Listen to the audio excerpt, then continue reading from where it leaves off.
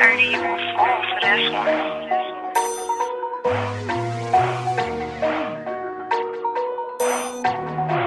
Wesh les gars, ça se passe ou quoi?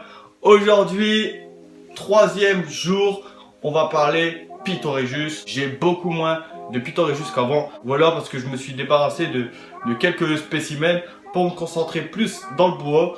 Donc il me reste 2 Pitorejus, mais c'est pas grave, je vais vous les présenter tout de suite. On va commencer par mon mâle. Je me suis gardé un petit couple. Donc j'ai un mâle champagne et une femelle spider. Donc je vais vous présenter le mâle. Donc petit mâle champagne avec une lignée dorsale impressionnante. Vraiment j'ai craqué dessus. Il est magnifique. C'est un petit mâle qui doit avoir à peu près 5 mois, 6 mois. Il est très petit parce que quand je l'ai acheté, alors il n'était pas démarré. Je vais vous avouer qu'il est toujours pas démarré. Donc il est au semi-gavage.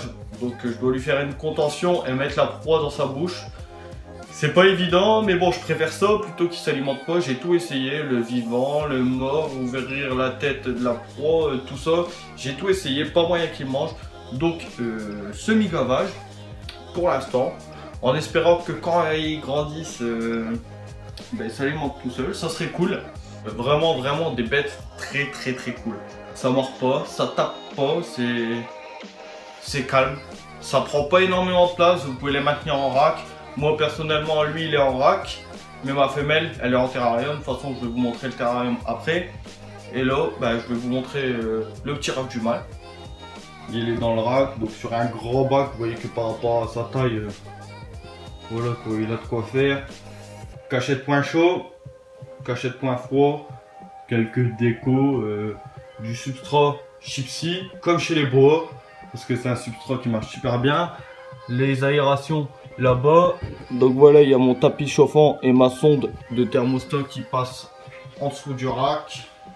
Donc voilà, avec un point chaud aux alentours de 31-32 degrés. Pitorejus, vraiment une espèce très calme. Il y en a pour tous les goûts du Pitorejus. Vous avez des phases un peu toutes les couleurs. Il y en a pour toutes les bourses. Ça doit aller, je pense, de 10 € à peut-être 30 000 € pour vraiment des espèces très rares. Donc il y en a vraiment pour toutes les bourses. Des animaux, quelques-uns sont un peu capricieux, faut pas s'inquiéter, faut persévérer, être patient avec les Rejus. Voilà, vous voyez, je vous ai dit avec le champagne, quelques problèmes sur l'alimentation, mais faut être patient, un jour il mangera normalement, c'est sûr. Et voilà, après ça dépend les spécimens selon leur caractère, s'ils sont timides ou pas, stressés, pas stressés, ça dépend. Regardez, avec ma femelle spider, aucun problème de nourrissage maintenant. Je vais vous expliquer un peu l'histoire de ma spider. Donc je l'ai récupérée, elle faisait, on va dire, 40 grammes. D'ailleurs j'avais fait une vidéo quand je l'avais eue, donc dans mes premières vidéos, qu'elle était vraiment toute maigre. On me l'a vendue comme un serpent qui mangeait bien, qui bougeait bien, qui muait bien. Au final je me suis retrouvé avec mon premier serpent et elle ne mangeait pas. Donc je vous avouerai que j'étais un peu pris de panique, je ne savais pas quoi faire. Au final je me suis renseigné, j'ai été patient. Et donc j'ai commencé direct premier serpent, semi-gavage. Donc c'était pas forcément facile. J'ai vraiment eu du mal, j'étais stressé, j'avais vraiment peur de lui faire mal. J'ai fait 2-3 repas au semi-gavage. Ensuite je lui ai proposé du vivant. Elle l'a tapé. Elle a dû faire 1 ou 2 repas au vivant. Après je lui ai proposé du fraîchement tué. Et le fraîchement tué, elle l'a tapé. Elle a fait 5-6 repas au fraîchement tué. Et ensuite, je lui ai proposé sa première proie décongelée. J'avais un peu peur, j'étais un peu anxieux qu'elle ne la mange pas. Au final, ça s'est très bien passé. Et elle l'a tapé du premier coup. J'étais super heureux, j'ai été patient. Ça a dû me prendre quelque chose comme 6 mois pour la passer au décongelé. Fallait être patient, fallait s'accrocher. Mais au final, quand on persévère, on arrive à avoir ce qu'on veut. Je l'avais démarré à la souris. Et comme elle a eu du mal déjà à taper une souris, quand je l'ai passé au rat, j'avais très peur. Et au final, je vous l'avais fait en vidéo et on a vu que premier rat, elle l'a dégommé direct. Et là, c'était l'explosion de joie. J'étais super heureux, j'ai persévéré et au final, mon travail a porté ses fruits. Trêve de bavardage, je vous présente ma spider qui aujourd'hui a bien grandi. Et voilà aujourd'hui ma spider qui a un peu plus d'1 an et qui doit peser à peu près 750 grammes. Donc elle a bien évolué. Elle est magnifique avec ses super flancs blancs. Elle garde bien le jaune sur la dorsale.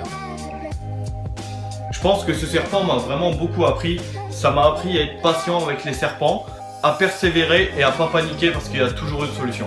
Il suffit juste de trouver la bonne technique. Chaque serpent a son propre caractère. Il est important quand vous achetez un animal de demander à quoi il était nourri, la taille des proies et comment il était nourri surtout. Certains serpents vont taper, certains serpents vont manger du vivant, certains vont manger au déposé, donc la proie directement posée dans le bac. Donc voilà, il y a vraiment plein de méthodes pour nourrir un serpent. Il suffit juste de demander et si l'éleveur est honnête, il vous le dira franchement. Après, très rares sont les personnes qui vont dire que les serpents ne sont pas des marais et c'est bien ça le problème en terrarium. Donc renseignez-vous bien avant d'acquérir un animal sur l'alimentation.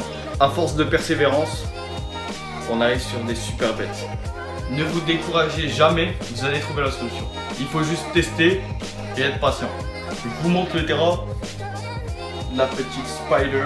Donc on est sur un terrarium de 100 par 50 par 50. Donc pour ce registre là, j'ai choisi de tester la coco qui marche très très bien.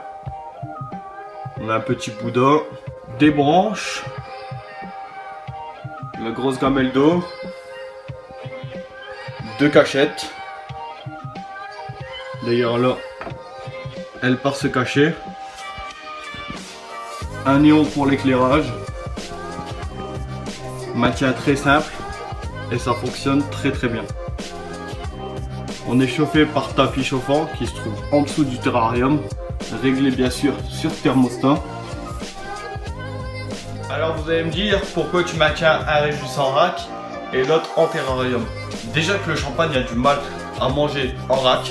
Si je le mets en terrarium, l'espace est beaucoup plus grand, il y a beaucoup plus de visibilité, il est un peu moins confiné, donc il va vraiment avoir du mal à manger. Il faut s'adapter à vos serpents. Certains serpents vont préférer les racks et certains serpents vont préférer les terrariums. Si vous avez un animal qui est pas trop farouche, tout ça, qui est pas stressé, vous pouvez le mettre en terrarium, il n'y a vraiment pas de souci normalement. Si vous avez un animal qui a un peu plus de mal à être nourri, qui est un peu plus stressé, je vous conseille de le mettre en rack, ça fonctionnera mieux. Il y a les pour, les contre, on va me dire ouais les racks c'est pas très bien. Il faut s'adapter à son animal et c'est l'animal qui choisit avant tout où il préfère. Il faut s'adapter surtout à votre animal et pas seulement avec vos envies. Je trouve ça plus beau un terrarium qu'un rack c'est sûr.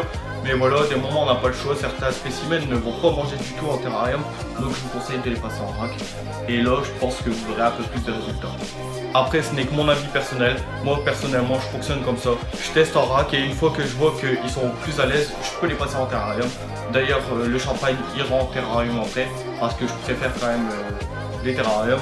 J'ai vraiment du mal avec le rack. C'est pas pour un gain de place que je le fais, c'est pour le confort de l'animal. Donc j'espère que je vous ai bien renseigné sur le Python Régis. Je vous ai raconté mes expériences. J'espère que ça vous aidera. On se retrouve pour la partie 4 du Reptile Room Tour demain. Salut, ciao!